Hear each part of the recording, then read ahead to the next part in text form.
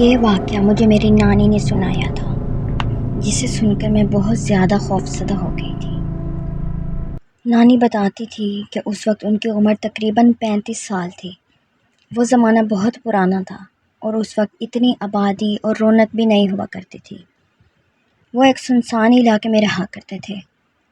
نانی کے گھر کے بالکل سامنے ایک خالی جگہ تھی، جہاں جنگلی جھاڑیاں اگی ہوئی تھی اور چند بڑے بڑے درخت بھی تھے۔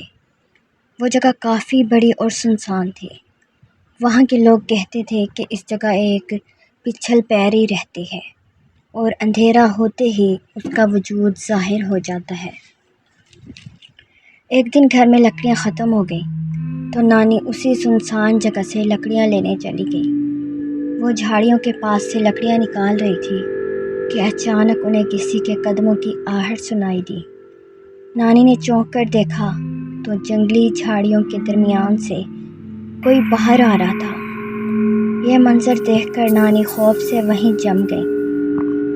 نانی کہتی ہے کہ انہوں نے وہاں ایک عجیب سی عورت کو نکلتے ہوئے دیکھا۔ اس کی چال بہت غیر معمولی تھی۔ وہ عام انسانوں کی طرح نہیں چل رہی تھی۔ اس کا قد بھی انسانوں کے مقابلے میں کافی لمبا تھا اور وہ آہستہ آہستہ عجیب انداز میں نانی کی طرف بڑھ رہی تھی۔ اس کا چہرہ لمبے بالوں سے ڈھکا ہوا تھا۔ اتنے میں اچانک تیز ہوا کا ایک جھونکا آیا اور اس عورت کے چہرے سے بال ہٹ گئے۔ نانی نے اس کا چہرہ دیکھا تو وہ بے حد خوفناک تھا۔ چاندنی میں اس کی آنکھیں سیاہ اور بالکل کالی نظر آ رہی تھی۔ اسی لمحے نانی کی نظر اس کے پاؤں پر پڑی اور اس کے پاؤں الٹے تھے۔ یہ دیکھ کر نانی کے منہ سے ایک زوردار چیخ نکل گئی۔ وہ عورت تیزی سے نانی کی طرف بڑھنے لگی۔ اتنے میں پیچھے سے نانا آ گئے۔ ان کے ہاتھ میں ایک لکڑی تھی، اس کو آگ لگی ہوئی تھی۔ آگ دیکھتے ہی وہ عورت فوراً پلٹی اور دوبارہ انہی جھاڑیوں میں بھاگ گئی۔ اس کے بعد نانا نانی کو فوراً گھر لے آئے اور نانی کو بہت تیز بخار ہو گیا۔ اس واقعے کے بعد نانی کبھی بھی مغرب کے بعد گھر سے باہر نہیں نکلا کرتی تھی۔ نانی کہتی تھی کہ اس پچھل پیارے کو اس علاقے کے کئی لوگوں نے دیکھا تھا۔ اس کے پاؤں الٹے تھے اور وہ رات کے اندھیرے میں اس علاقے میں گھوما کرتی تھی۔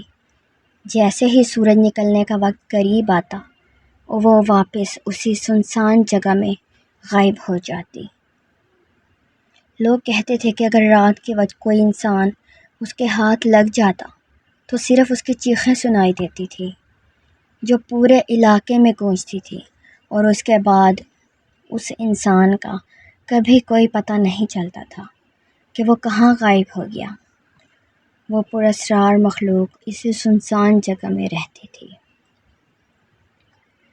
نانی نے ایک اور واقعہ بھی سنایا تھا۔ وہ بتاتی ہیں کہ بچپن میں میری خالہ کو ایک عجیب عادت تھی۔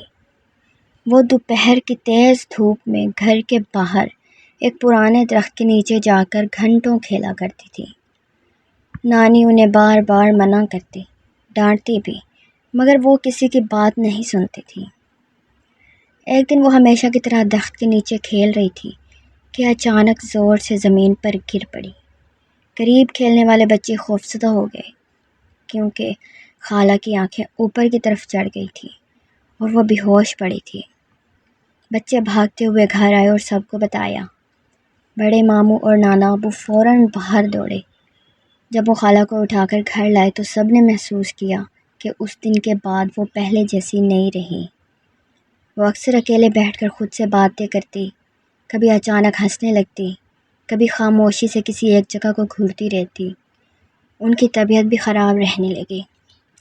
گھر والے انہیں بار بار ہاسپٹل لے کر جاتے، مگر حالت میں کوئی خاص فرق نہیں آتا تھا۔ کبھی کبھی وہ ڈرتے ہوئے کہتی کہ مجھے ایک لڑکا نظر آتا ہے، وہ مجھے اپنے پاس بلاتا ہے۔ یہ بات سن کر گھر والوں کے دل کانپ جاتے۔ نانی اور نانا نے بہت سے روحانی عاملوں اور باباؤں سے رابطہ کیا۔ کسی نے کہا شاید یہ کوئی سایہ ہے، جبکہ کچھ لوگوں کے مطابق یہ صرف ایک پراسرار کیفیت تھی، مگر کوئی بھی اصل بات سمجھ نہیں پایا۔ عجیب بات یہ تھی کہ خالہ کی حالت کبھی کسی کے سامنے پوری طرح واضح نہیں ہوتی تھی۔ پھر ایک شخص نے فیصل آباد کے قریب ایک ایسی جگہ کا بتایا جہاں ایک بزرگ مشکل روحانی معاملات کا علاج کرتے تھے۔ نانی اور نانا فوراً خالہ کو لے کر وہاں گئے۔ وہاں موجود بابا جی نے کافی دیر تک کچھ پڑھائی کی۔ کمرے کا ماحول عجیب حد تک خاموش ہو گیا۔ آخر میں انہوں نے کہا، علاج تو ہو جائے گا مگر 10 دن بعد ایک بکرا ضرور دینا ہوگا۔ گھر والے خالہ کو لے کر واپس آ گئے۔ چند دنوں میں واقعی ان کی حالت بہتر ہونے لگی۔ سب بہت خوش تھے مگر وقت گزرنے کے ساتھ وہ ایک بات بھول گئے، بکرا دینا۔ بعد میں جب وہ دوبارہ اس بابا جی کو ڈھونڈنے گئے تو وہ حیران رہ گئے کیونکہ وہ شخص وہاں موجود ہی نہیں تھا۔ کچھ لوگوں کا کہنا تھا کہ وہ اچانک غائب ہو گئے تھے۔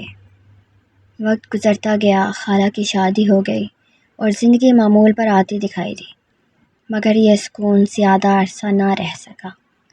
گھر والوں کا کہنا تھا کہ کچھ سال بعد وہی پراسرار کیفیت دوبارہ لوٹ آئی۔ جب بھی خالہ کو شدید غصہ آتا، ان کی آواز بدل جاتی، رویہ عجیب ہو جاتا اور وہ ایسی باتیں کرتی جنہیں سن کر لوگ خوفزدہ ہو جاتے۔ سب سے خوفناک بات یہ تھی کہ اب خاندان والوں کے مطابق ایسی ہی عجیب علامات ان کے بیٹے میں بھی ظاہر ہونے لگی ہیں، اور آج تک کوئی نہیں جانتا کہ یہ سب حقیقت تھی یا کسی پراسرار مخلوق کا سایہ تھا۔